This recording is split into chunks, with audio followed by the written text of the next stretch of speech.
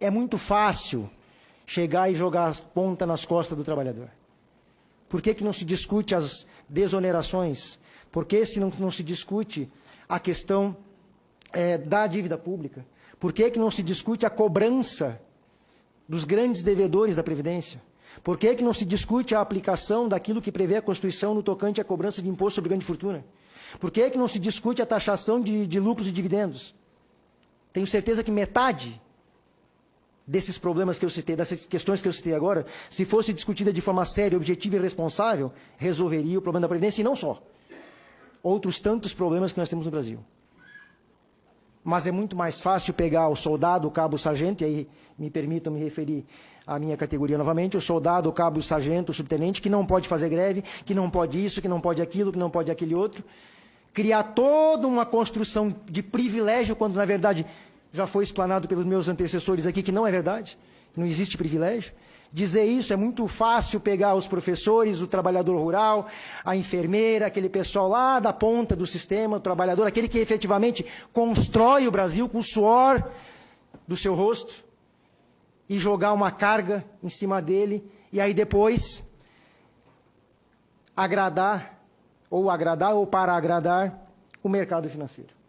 E não sejamos ingênuos, todo mundo já sabe, né? Não estamos mais na década de 60, na década de 70, 80, a informação pode ser hoje divulgada tranquilamente, está aí nas redes sociais, todo mundo sabe que essa reforma da Previdência é para agradar o mercado financeiro. Todo mundo sabe disso. Ninguém é mais ingênuo ao ponto de acreditar que o problema é só a Previdência. Não. O problema é muito mais grave no Brasil e precisa ser discutido. Por que eu estou discutindo? A ANASPRA tem uma posição muito clara com relação à reforma da Previdência como um todo. Nós somos contra a reforma da Previdência como um todo. Por quê? Porque eu não sou filho de chocadeira. Eu tenho filhos, eu tenho mãe, eu tenho pai, não obstante já estarem falecidos, mas eu tenho parentes, amigos, que não são militares e que estão lá. Professores, a minha esposa é professora, que estão lá no seu dia a dia tentando. E por isso que nós somos contra a reforma, porque ela vai trazer problemas sérios para o Brasil, para a população brasileira, para o povo trabalhador e, por conseguinte, para a segurança pública. A reforma da Previdência vai agravar os problemas de segurança pública, como agravou a emenda constitucional 95, que deixou de investir em saúde, deixou de investir em educação, deixou de investir em segurança pública. Nós não temos efetivo para trabalhar hoje, aí o secretário falou que a reforma da Previdência vai possibilitar contratar menos efetivo. Menos ainda, secretário? Aí nós vamos trabalhar como? O coronel Miller colocou agora há pouco aqui, que trabalhava numa escala de lá em 76, coronel? 77? Não é, essa escala está hoje. Essa escala existe hoje na polícia, no bombeiro. Continua. E vai se agravar. Vai se agravar porque não tem efetivo. Não contratou-se efetivo nos últimos anos e aí dá um problema para a segurança pública, dá um problema, todos aqueles problemas que foi trazido ali, de suicídio, de afastamentos, etc, etc, são todos problemas que a gente insistentemente tenta colocar. Temos problemas com relação à instituição policial militar, bombeiro militar, polícia da segurança, temos, óbvio que temos. Não vamos aqui achar que somos os paladinos da morte. Estamos corrigindo e buscamos todos os dias corrigir os problemas. Agora, é preciso reconhecer a profissão policial e bombeiro militar como sendo uma profissão diferenciada e não detentora de privilégio. Poderíamos citar vários privilégios aqui.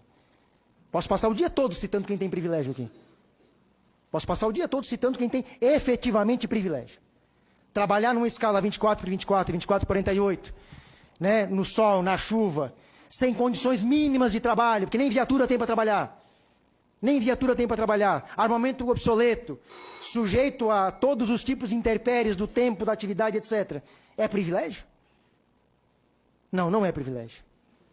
A reforma da Previdência tem que ser rechaçada por esse Senado. Rechaçada por esse Congresso. Porque vai afetar de morte a população brasileira. Em benefício de um pequeno grupo de 15%, talvez um pouco menos, da população brasileira e alguns grandes banqueiros mundiais. Tem vários, essa semana eu li uma reportagem, acho que foi ontem, li uma reportagem numa revista de circulação nacional, trazendo a comparação das reformas de previdência de outros países, e aí a do Chile, a questão da capitalização, entre outras tantas coisas. Está muito claro que essa reforma veio para agradar um determinado segmento, em detrimento da população brasileira. E é lamentável que a gente tenha que estar aqui discutindo o óbvio. O que é discutir o óbvio? É discutir a manutenção de direitos. Discutir o óbvio é hoje discutir a manutenção de direitos.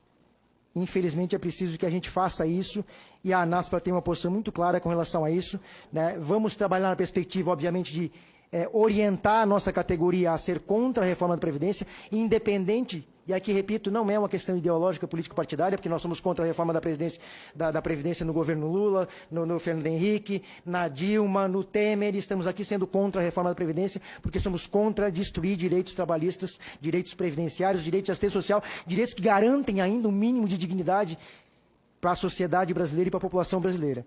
Isso vai ser extirpado a partir dessa reforma. E isso vai trazer sérios problemas para aquele trabalhador, aquela trabalhadora. Uma reforma da Previdência justa, que retira e joga 35 anos para as mulheres policiais e bombeiros militares. Hoje, em alguns estados, e a gente tem trabalhado para modificar em todos, a mulher policial e a mulher bombeiro militar é 25 anos de contribuição. Agora, de uma legislação só, passam para 35 anos. O que é um absurdo numa perspectiva em que a gente tem que trazer uma igualdade nessa lógica de gênero, enfim, tanto no Brasil, mas principalmente na questão da segurança pública, que é um universo extremamente masculinizado e machista. O índice de assédio moral, de assédio sexual, agora e ainda quer retirar um direito, uma garantia que as mulheres têm na segurança pública. Dá para citar outros grandes problemas que tem aqui, mas o ponto fulcral, o ponto central é todos e todas as trabalhadoras brasileiras e os trabalhadores brasileiros têm que se posicionar contrário a essa reforma.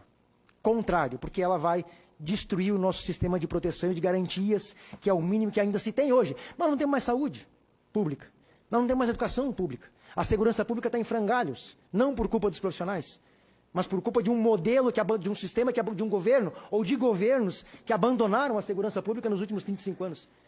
Jogaram a sua própria sorte. E agora ainda querem tirar o pouco que nos resta, que é o sistema previdenciário. Chega a ser absurdo a gente estar discutindo aqui o óbvio. Então, nos posicionamos contrário, senador, vamos trabalhar contrário a essa situação. Não fomos ouvidos, somos 75% da segurança pública, os praças da Polícia e do Bombeiro Militar somos 75% da segurança pública, e o governo ouviu o general para fazer a minha reforma da Previdência. Ele ouviu o general. O general está tratando da reforma da Previdência do Praça, da Polícia e do Bombeiro Militar, e tratou da reforma, olha, desculpem, com todo respeito, mas cada um no seu quadrado. Cada um no seu quadrado.